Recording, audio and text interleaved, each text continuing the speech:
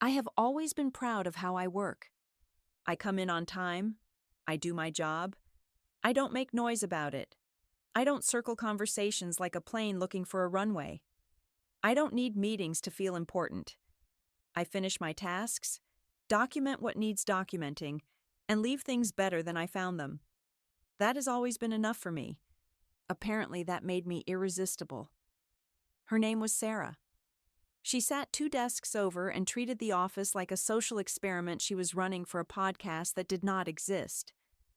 Every morning she arrived with a coffee and a question already loaded. How are we feeling today? What do you think about the rebrand? Did you see that article about burnout? Don't you think it's wild how people don't talk anymore? I answered at first, briefly, politely. I thought, like a reasonable person, that minimal responses would teach her the shape of my boundaries. They did not. If I wore headphones, she tapped my desk. If I typed faster, she leaned closer. If I said, "I'm a bit busy," she smiled like I'd complimented her shoes. "You're so focused," she'd say. "I love that about you." I didn't love anything about this. What she called conversation felt like being gently shaken every 10 minutes to confirm I was still a person. It was exhausting. My shoulders started living somewhere near my ears. I timed bathroom breaks. I took longer routes to the printer. And the questions got worse. Not about work, about me. How do you feel about conflict? Are you happy here? If you could do anything else, what would it be? I don't want to excavate myself at work.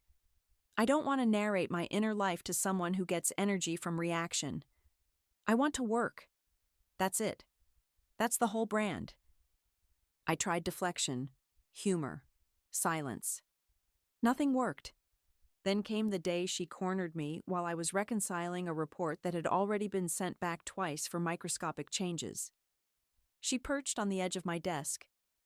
"You're so quiet today," she said. "What's going on in that head of yours?" Something in me finally gave up trying to be polite. I didn't raise my voice. I didn't slam anything. I just stopped cushioning the truth. "Sarah," I said, "I need you to stop." She blinked. "Stop what?" "Talking to me like I owe you a personality performance." The office went very quiet. "I come here to work," I continued. "Not to process feelings. Not to be interviewed. Not to provide commentary so you don't feel bored. Silence is not a problem I need to fix for you." Her smile faltered. "You keep asking me how I feel," I said. "The answer is stressed, because you won't leave me alone. I don't need to explain myself.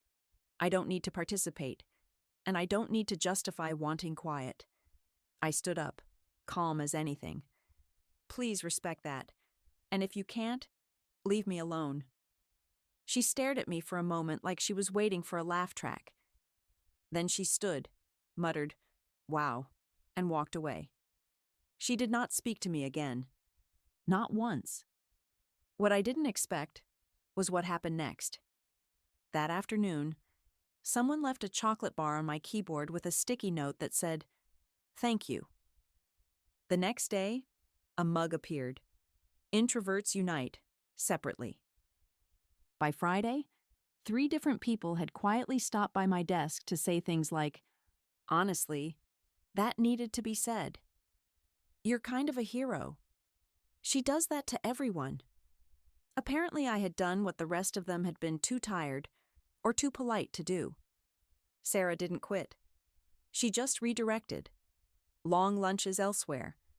Conversations in corners far from my desk. The office was calmer, focused, quieter. And me? I went back to doing what I do best. Coming in, doing my work, making no fuss.